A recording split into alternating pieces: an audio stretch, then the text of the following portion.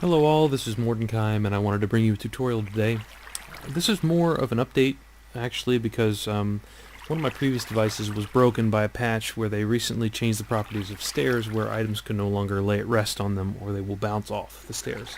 So it broke my previous device, my item detecting switch, and I needed to improve it anyways for a new map that I'm going to be releasing soon, so I'm going to release that improved version today, show you guys how to make it.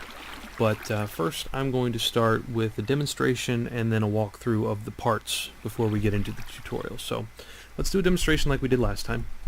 Here's a door that the player needs to get through, and these lights indicate whether the items have been retrieved that need to be inserted to open the door. So I've got all 6 of these items here, you can see, and I've actually got another die here also that I'm going to try to trick the system with. The first thing we're going to do is trick the system, or attempt to trick the system, with no item at all. So if I just hit the button, it processes, but there's no input, so of course nothing happens. So the first thing we want to do is let's feed the red one in, and we'll do that. And we should expect the red light to light up, which works great. And then let's say we got a different color die that's not one of these, but we're going to insert it and see what the system thinks. So let's put orange in, make sure none of the lights light up. Looks like it works fine. So didn't detect that, and what we'll do with the rest is we'll put them all in randomly and let the dispenser choose which one we're going to put in. And it should match whatever light lights up. So put it in randomly. And looks like black. And black is gone, so that's what we would expect to see. And we'll keep doing with the rest, and we'll open this door. Blue. Blue's gone. A few more to go, and we should get through. So there's yellow, yellow. We got white or green. Which one's it going to be? Looks like green, and green is missing. And then we'll go with white. And there we go. Door opens, and the player can get through. So that's the sort of thing we're going for with this. The next thing I want to do is walk you through the components and the major pieces of it, and then we'll go into detail on how to build it and do our standard tutorial. So we'll bring that to you next. Okay, now I'm going to go over the different components of this machine, and we'll go through it a piece at a time before we get into the tutorial. So I've set up the demonstration here on the map for you, and I've shown you how I've hooked it up to everything. I've got a reset circuit here so you can play around with it, and some latches and all that to control it as the pulses are sent up. So you can look at it and see how to integrate it into your systems. It's a good way to get familiar with it, and I've also added some extra outputs in case you want to play with any more. This version will hold up to 16 different items. So the basic way that it's laid out is there's these dispensers that dispense the 16 different items. You just have to add one of these in one of these layers for each item you'd like to add to the system. And then you've got this dispenser block up here which dispenses the key. This is what the player is going to input. So that will put it into the system. It will drop the item down this shaft here. And that shaft of pressure plates. And then it will compare, and if it stacks in the middle, it just analyzes where it stops and tells you based on where it stops which item was inserted. So that's basically how it's laid out. I'll show you a couple versions here. This is the single item version that basically replaces the old single item detector. This works comparable to that, and that should serve that purpose. Here's an example of the key block dispenser. This is just the portion that will drop the player's item. This piston right here is optional. It depends on how you're going to control the piston dispensers for the verification blocks, and we'll go over that when we get into that, because there are a couple ways you can do that. Then here is an example of the outputs. So this will show you how to stack them, and every fourth detector you're going to have to put a piston in to slow the drop, because eventually the item will get going so fast that these pressure plates don't pick it up, and when that occurs you're not going to be accurate. So that's how you slow it down, is you'll add a piston, and I'll go over the attachment of that and the special case of every fourth pressure plate. So with that, that is the basic components that are included on the map. This location over here, we'll be building our sample, and I will be getting into the tutorial next. Okay, let's get started building one of these from scratch. What you're going to have to think about first of all is how many outputs do you want, how many items do you want to detect, and how many different pulses do you want to get from these things. The rule of thumb is if you want 5 items, you would need 6 pressure plates. If you want 10, you need 11. Basically, one more pressure plate than the number of items you want to detect. And we'll go into why that is. For this sample, we're going to make a 5-item detector because that will include the special case of the 4th item. So let's get started with that. First thing we're going to do is we're going to take a fence post, and we're going to make a column of fence posts as high as we want to go. So let's go 1, 2, 3.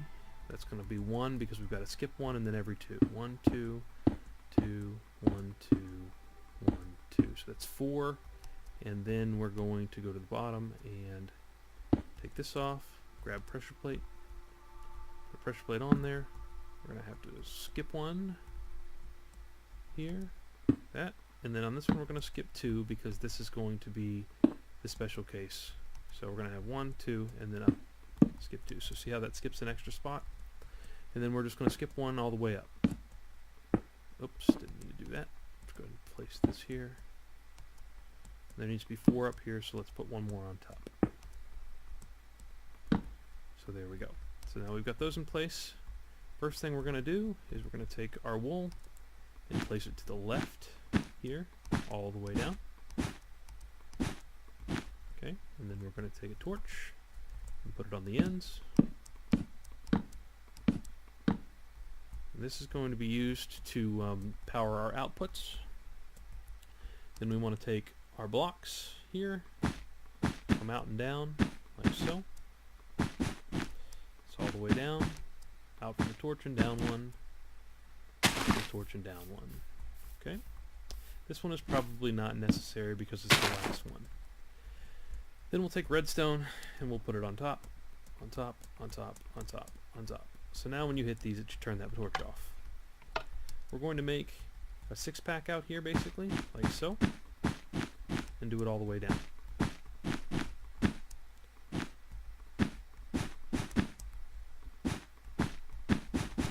Like so. Then we're going to take us another blue block off the end here. And actually this one's not necessary. And then we want to take a half slab. And this is so we can connect. The goal with this is to make sure that this pressure plate powers the upper one, because this needs to power when it hits the top one, and then when it hits the bottom one, this needs to take over so this output never comes on. So we're going to put our half slab in here, like so, like so, like so. This is a special case. It has to step up like that. See the 2-block gap, and then like so. Then you want to take this, all the way down. 3 redstone, like so.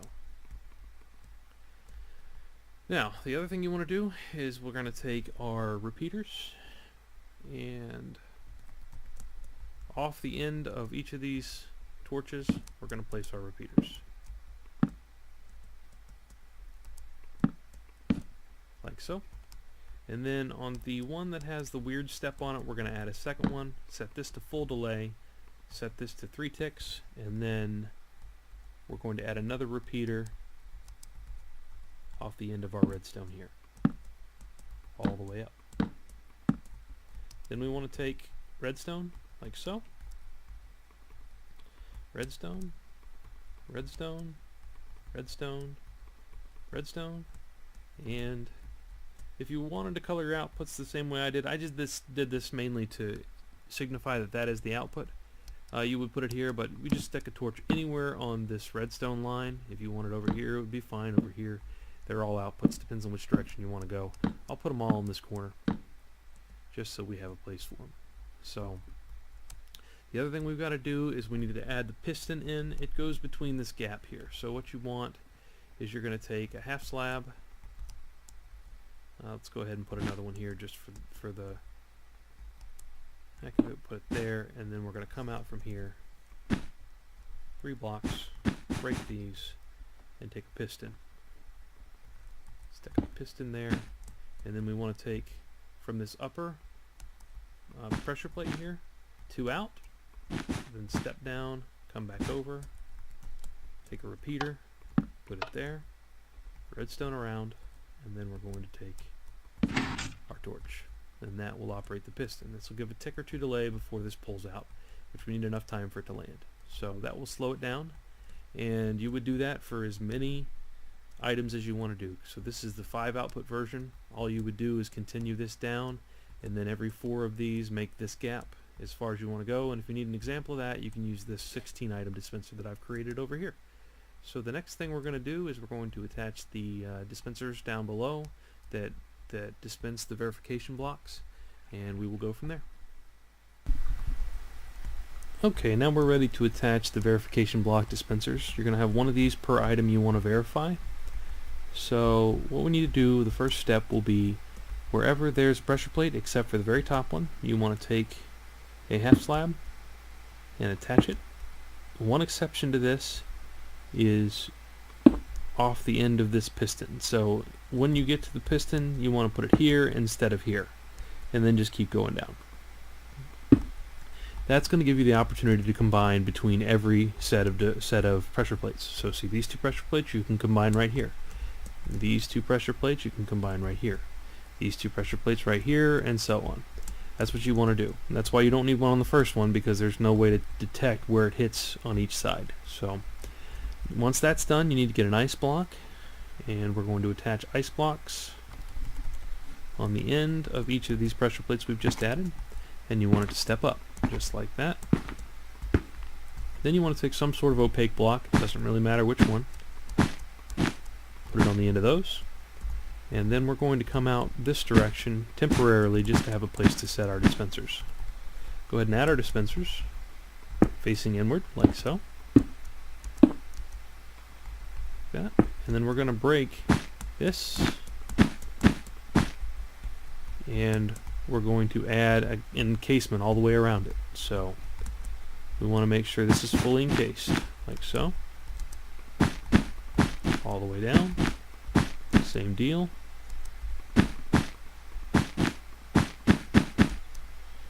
And what this is going to act as is a water channel to hold the water for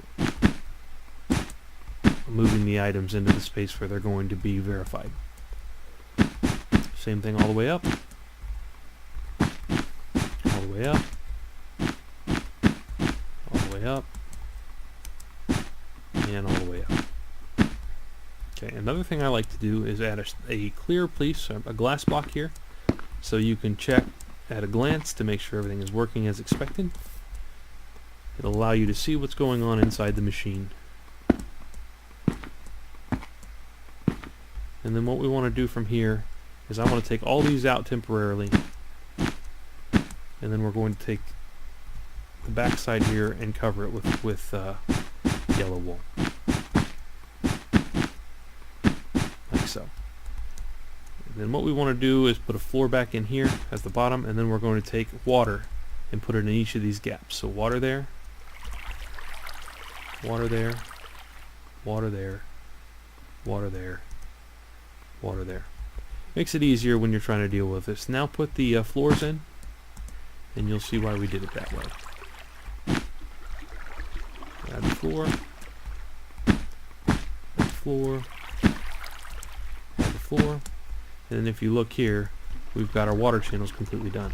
So all of our water channels are covered, and then we just want to encase. Anywhere you see ice, cover it up, because we don't want it to melt. If there's any external light, that causes big problems. So we want to do that. If you end up melting the ice, the whole thing breaks, so you definitely don't want that to happen. And then we'll worry about this top when we do the dispenser block up top. So the ice is completely covered, I think. Everything's encased. We're good to go. Let's go ahead and cover this over just to be complete, like so. Okay. Then we've got to work out powering the back of this thing. And let's go ahead and get that set up. So what we want to do is we want to have this sort of effect here. You can see that it basically, you go sideways, then you come out. Then you go sideways, then you come out. And what you're doing is using these torch drop to power it all the way down. So let's set that up. First, let's just set up the shape like so. And then on the fourth drop, we're going to step up one. We're going to take torches. Well, let's do redstone first. Redstone, and we'll grab torches while we're here. And we'll go this way, drop down, this way, this way, this way, that way. Torches, this way, and then we're going to drop down, and this will also power that dispenser. Then we'll drop down, which will power this, drop down, which will power this, there, and then of course if we wanted to do more, we would drop off here and keep going. And like I said, same as the other, you'll have an example over here if you want to see how to do this on a massive scale. And you can just keep it going. So that is the basic dispenser setup. They're ready to go. You would load your different items that you want to detect into these dispensers, and then we'll hook that into the dispenser block up top next, which will complete the machine. Okay, now we're getting ready to attach the key block dispenser to the top, and this is the sample that I've provided in the map. It'll be to the right. And all this basically does is you feed the player's item into this dispenser, and it will put it in and position it in the right place in the shaft so it's in the right area to combine with the other items and check if they actually match.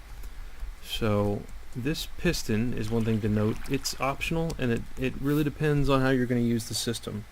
If you're going to use this as a switch where the player comes up and hits the button, you may want to add this piston. If it's going to be attached to a clock, all the verification blocks will be there ahead of time, so you may not need this. It's really going to depend on if they're in place or not. If you're going to keep it where they're not in place and it puts the items in place before the items are checked, then you're going to want this piston there. So let's go over and start attaching this. First thing we want to do to prepare is make a shaft of glass blocks here all along this side except where the piston is. This will make sure that the key block stays aligned in the right place in the shaft so it can combine. So that needs to be there. We're going to add these 3 blocks up top. So these 3 line blocks need to be here, and then we're going to create a frame around the shaft of glass. In the front part of it we're going to make stone.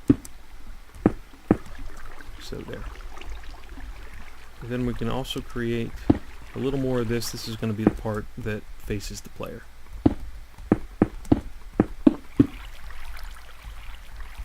Like so.